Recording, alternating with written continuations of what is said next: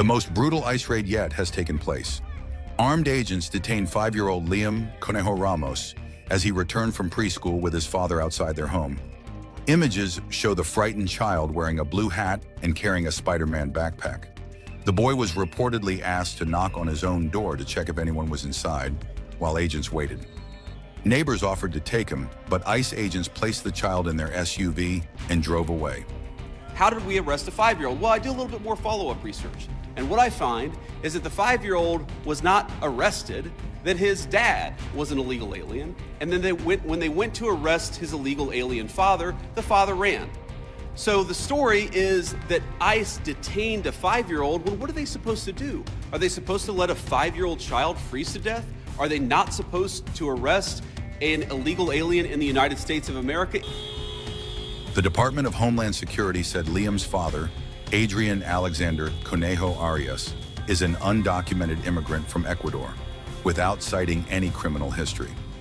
The lawyer of the 5-year-old's family said they were in the U.S. legally after applying for asylum in 2024. Liam and his father have been taken to an ICE facility in Texas. Liam is the 4th student from Minneapolis, including 2 teenagers and a 10-year-old detained by ICE in recent weeks.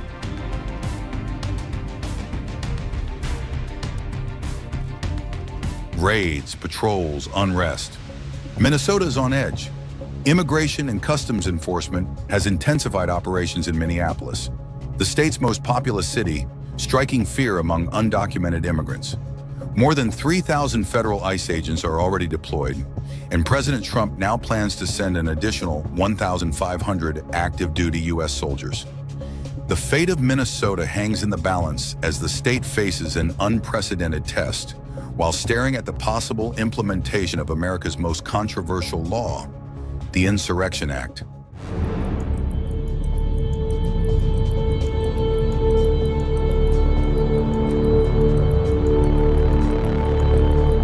The Pentagon has 1,500 active duty U.S. soldiers currently stationed in Alaska on standby and ready for deployment in Minnesota.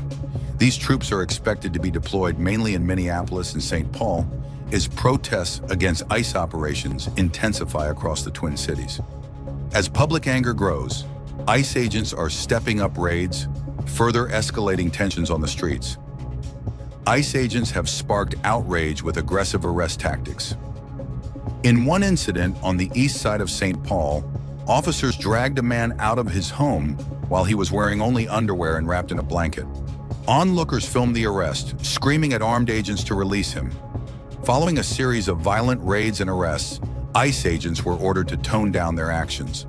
A federal judge in Minnesota directed law enforcement involved in the immigration crackdown to stop pepper spraying, detaining, and pulling over peaceful protesters.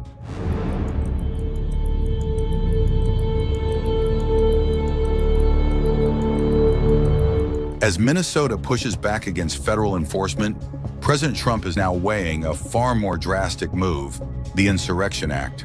Considered one of America's most extreme laws, it allows the president to deploy the military or federalized National Guard troops to suppress domestic unrest. By threatening to invoke the rarely used 1807 law, Trump has pushed Minnesota to the center of a national debate over federal versus state authority.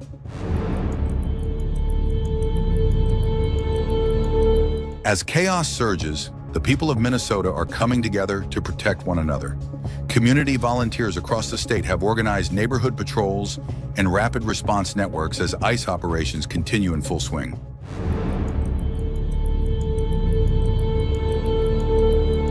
Tensions boiled over at a pro-ICE demonstration in Minneapolis. Right-wing activist Jake Lang, who took part in the January 6th Capitol riots, was assaulted while organizing a rally at City Hall.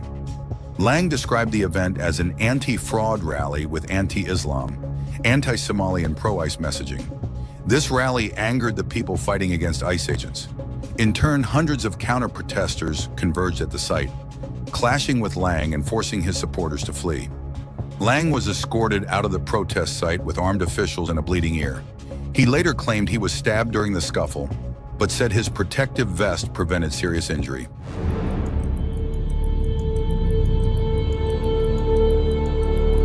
So why is Minnesota on Trump's radar? In December 2025, the administration launched Operation Metro Surge, its largest immigration crackdown yet. The Department of Homeland Security deployed thousands of federal agents to the Minneapolis-St. Paul region amid mounting protests.